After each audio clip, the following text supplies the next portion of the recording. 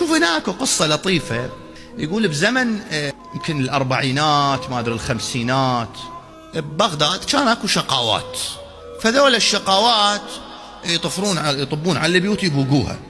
يقول أكو عصابة ببغداد يمكن بالخمسينات بالأربعينات ذاك الوقت يعني، يقول طبوا لهم على البيت بمرأة وأطفالها هي أيتام. يقول هاي المرأة حست أكو حرامية اجوا سكتت تريد تحافظ على أطفالها خاف يقتلوهم.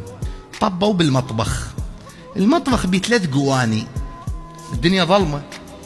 قالوا له هاي قواني بس ما ندرش بيهن. فهذا الشقاوة مالتهم قال لهم فتحوا ذوقوهن. يقول فتحوا القونية الأولى ضاقها نفسه هذا الشقاوة، قال لهم امشونا بعد ما نبوق. قالوا له ليش؟ قال لهم هذا ملح، واللي يذوق الملح يكون شنو؟ يغزر بيه. فبعد ما نبوق خلوا طلعوا.